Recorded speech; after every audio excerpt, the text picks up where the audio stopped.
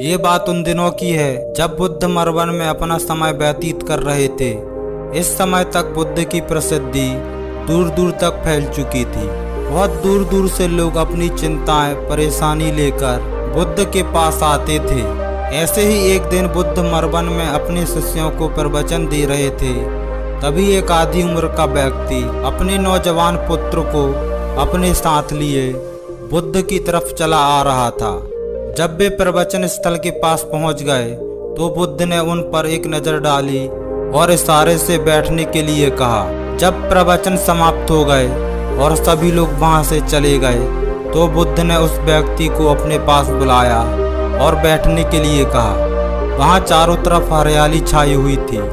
मौसम बहुत सुहाना था और तरह तरह के पक्षियों की आवाजें गूंज रही थी। ऐसा नज़ारा देखकर उस व्यक्ति को अपने अंदर असीम शांति महसूस हो रही थी। इसके बाद बुद्ध ने उस व्यक्ति से आने का कारण पूछा तो व्यक्ति ने कहा, हे बुद्ध, मैं 2 दिन की लंबी यात्रा करके अपने पुत्र को आपसे मिलवाने लाया हूँ। ये मेरा इकलौता पुत्र है और ये हर समय थका थका रहता है। ऐसा लगता है जैसे इसके अंदर जान ही ना हो। इसका स्वभाव भी काफ़ी चिड़चिड़ा हो गया है। अगर हम इससे कुछ भी कहते हैं तो ये छोटी छोटी बातों पे गुस्सा हो जाता है। इसकी देखने की क्षमता भी उम्र से पहले ही कमज़ोर हो गई है और इसके बाल भी सफ़ेद पड़ने लगे हैं। इतनी कम उम्र में इतनी बड़ी उम्र का लगना मुझे तो कुछ समझ नहीं आ रहा है।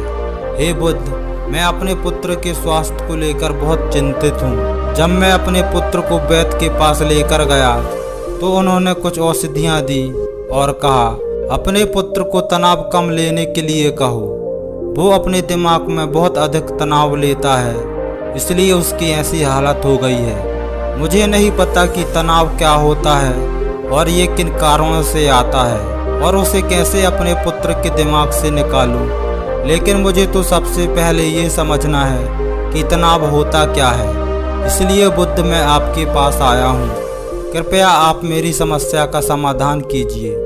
ये सुन बुद्ध उसके पुत्र को बड़े ध्यान से देखते हैं, उसके चेहरे को देखते हैं, उसकी आंखों को देखते हैं और फिर उसके हाथों की नब्जों को भी देखते हैं। ये सारी विधि करने के पश्चात बुद्ध उस व्यक्ति से कहते हैं कि तनाव लेना तो कोई भी नहीं चाहता, लेकिन फिर भी ये तनाव लोगों के दिमाग को दीमक की तरह पकड़ लेता है और व्यक्ति जान भी नहीं पाता है कि वह तनाव में जी रहा है। लेकिन व्यक्ति तनाव के कारणों को अच्छे से समझ लेता है और तनाव के बारे में कोई ऐसा पैमाना बना लेता है जिससे वह जान सके कि वह कितने तनाव में है, तो वह इस समस्या का समाधान भी खोज सकता है। सबसे पहले तो तुम ये समझो कि तनाव होता क्या है। जब भी कोई व्यक्ति काम कर रहा होता है लेकिन उसका मन कहीं दूर भटक रहा होता है, कल्पनाओं में होता है, तो उसके शरीर और मन के बीच एक दूरी पैदा हो जाती है। ये दूरी जितनी अधिक होगी व्यक्ति उतनी ही बेहोशी की अवस्था में होता है और शरीर व मन के बीच की इस दूरी और खिंचाव को तनाव कहा जाता है। आखिर कोई पसंदीदा गेम खेलने के बाद व्यक्ति सुस्ती और प्रसन्नता से क्यों भर जाता है, जबकि तो उसने अपने शरीर को थकाया है। लेकिन समझने वाली बात यह है कि खेलते समय मन और शरीर एक साथ पूरी तरह से खेल में केंद्रित होते हैं, जिससे शरीर और मन के बीच दूरी पैदा नहीं होती और कोई तनाव पैदा नहीं होता। और अगर दिमाग में कोई तनाव था तो वो भी दूर हो जाता है। लेकिन इसके विपरीत जब हम कोई ऐसा काम करते हैं जो हमें पसंद नहीं है तो हमारा शरीर उस काम को कर रहा होता है, लेकिन हमारा मन कहीं दूर कल्पनाओं में भटक रहा होता है, जिससे शरीर और मन के बीच दूरी पैदा हो जाती है और तनाव जन्म ले लेता है।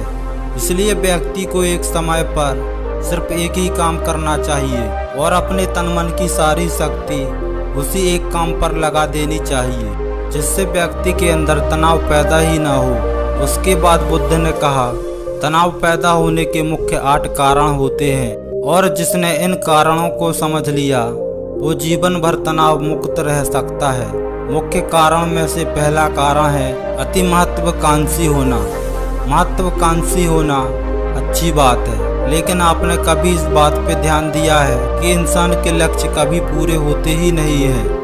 वो उसका एक लक्ष्य पूरा हुआ नहीं कि वह दूसरे की तरफ भागने लगता है, दूसरा पूरा हुआ तो तीसरे की तरफ, और इस तरीके से वो अपने लक्ष्य पाने के लिए जिंदगी भर गोल गोल घूमता रहता है। इसलिए जो व्यक्ति अति महत्वाकांक्षी होता है, जिसने बड़े बड़े लक्ष्य बनाए होते हैं, वह वर्तमान में कभी रह नहीं पाता। उसका मन सदैव भविष्य की योजनाएं बनाने में ही व्यस्त रहता है। उसका शरीर तो वर्तमान में रहता है, लेकिन मन भविष्य में ही रहता है, जिससे शरीर और मन के बीच दूरी हो जाती है और वह तनाव मुक्त जीवन जीने लगता है। बुद्ध की यह बात सुन उस लड़के ने कहा, हे बुद्ध, तो इसका मतलब है कि हमें लक्ष्य नहीं बनाना चाहिए, क्योंकि लक्ष्य बनाना भी तो महत्वाकांक्षी है। इस पर बुद्ध ने कहा, जीवन में लक्ष्य बनाना कोई गलत बात नहीं है, लेकिन समस्या तब उत्पन्न होती है जब वो अपना पूरा ध्यान उस लक्ष्य से मिलने वाले परिणामों में लगा लेते हैं और उसके परिणामों की चिंता करते रहते हैं। व्यक्ति को वर्तमान में जीना आना चाहिए। आप लक्ष्य बनाएं और उस लक्ष्य की प्राप्ति के लिए कड़ी मेहनत करें, लेकिन साथ ही साथ आपको इस बात का भी ध्यान होना चाहिए कि अभी वर्तमान में जी रहे हैं और वर्तमान ही सत्य है। बुद्ध ने आगे कहा, तनाव का दूसरा सबसे बड़ा कारण है ईर्ष्या करना। जब व्यक्ति ईर्ष्या और जलन से भर जाता है तो उसका मन अंदर से सड़ने लगता है। ईर्ष्या एक आंतरिक घाव है। आंतरिक घाव यानी मन का घाव। व्यक्ति के शरीर का घाव तो भर सकता है, लेकिन मन का घाव कभी नहीं भर सकता। इसलिए व्यक्ति को दूसरे की खुशी और तरक्की से कभी ईर्ष्या नहीं करनी चाहिए, क्योंकि ईर्ष्या तनाव का कारण है। इसके बाद बुद्ध ने तनाव का तीसरा कारण बताते हुए कहा कि अपने काम पूर्ण ना करना, इससे भी मन में तनाव पैदा होता है। जो काम करना हमें पसंद ही नहीं है, जिस काम में हमारी रुचि ही नहीं है, उस काम में हमारा मन लग ही नहीं पाएगा। हमारा शरीर तो वहीं बैठा रहेगा, लेकिन हमारा मन कल्पनाओं की उड़ान भरेगा, जिससे शरीर और मन के बीच दूरी पैदा हो जाती है और व्यक्ति तनावग्रस्त हो जाता है। इसलिए इंसान को हमेशा अपनी रुचि के अनुसार कार्य को करना चाहिए। अगर व्यक्ति ने ये पता कर लिया कि उसे कौन सा काम करना पसंद है और उसी काम को वो अपने जीवन का लक्ष्य बना लेता है, तो फिर वो काम उसके लिए काम नहीं बल्कि एक खेल बन जाता है। फिर बुद्ध ने कहा, तनाव का चौथा कारण होता है किसी दूसरे से इच्छा रखना। बुद्ध ने उस व्यक्ति की ओर इशारा करते हुए कहा, एक पिता होने के नाते तुम्हारी अपने पुत्र से बहुत सी अपेक्षाएं होगी कि तुम्हारा पुत्र एक बहुत ही कामयाब पुत्र बने, तुम्हारा नाम रोशन करे, जैसा तुम चाहते हो उस तरीके का जीवन जिए, तुम्हारी हर बात माने।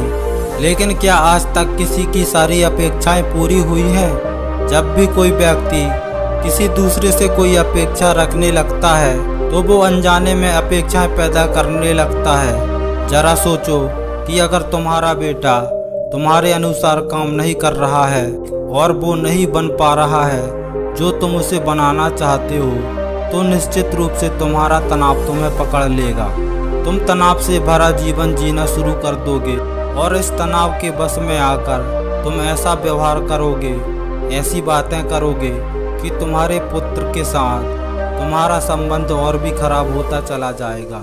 इसलिए व्यक्ति को जितना हो सके उतनी कम अपेक्षाएं दूसरे से रखनी चाहिए, और अगर पूरी तरह से तनाव मुक्त रहना है तो दूसरों से अपेक्षा रखना बंद कर दो। इसके बाद बुद्ध ने अगला पांचवा कारण बताते हुए कहा, शारीरिक कष्ट भी इंसान के तनाव का कारण होता है। जब व्यक्ति शारीरिक पीड़ा से गुजर रहा होता है तो उसका पूरा ध्यान अपने उस शारीरिक दर्द पर रहता है और वो पूरे दिन बस उसी के बारे में सोचता रहता है, जिससे उसका मन दुख के विचारों से भर जाता है और ऐसी स्थिति में व्यक्ति तनावग्रस्त रहने लगता है। यह सुन उस व्यक्ति ने कहा कि हे बुद्ध, शारीरिक दुख तो किसी भी व्यक्ति को हो सकता है, तो क्या व्यक्ति जीवन भर तनाव में ही रहेगा? इसका जवाब देते हुए बुद्ध ने कहा कि इंसान को ये बात समझनी चाहिए कि हमारा जीवन दुखों का आधार है। जैसे हमारा जीवन आगे बढ़ता है, इसमें दुख आते हैं, बीमारियां आती हैं और फिर अंत में मृत्यु भी आती है। तो बीमारियां व्यक्ति के जीवन की विभिन्न अंग हैं, कोई इनसे बच नहीं सकता। बस किसी किसी के जीवन में समय से पहले आ जाती हैं तो किसी के बाद में आती हैं। जब इंसान का मन इस बात को अच्छे से समझ लेगा तो फिर वह अपनी बीमारी के बारे में सोच सोच कर ज्यादा तनाव नहीं लेगा, क्योंकि यह हमारे जीवन का अभिन्न हिस्सा है और इसके लिए व्यक्ति को शारीरिक रूप से भी अभ्यास करते रहना चाहिए। अपने जीवन में व्यायाम और स्वस्थ जीवन शैली को भी जगह देनी चाहिए ताकि उसका शरीर लंबे समय तक निरोगी रहकर काम कर सके। तनाव का छठवां कारण है अपनी योजनाओं को समझने के लिए समय ना देना। कुछ लोगों के दिमाग में कोई विचार आया ही नहीं कि वो बिना सोचे समझे उस पर काम करना शुरू कर देते हैं और जब उस काम में उन्हें असफलता मिलती है तो वह तनाव से भर जाते हैं, क्योंकि उन्होंने उसको करने से पहले उस काम की पूरी जानकारी नहीं ली थी। इंसान को कोई भी काम शुरू करने से पहले उसके अच्छे और बुरे परिणामों के बारे में ठीक से सोच विचार कर लेना चाहिए।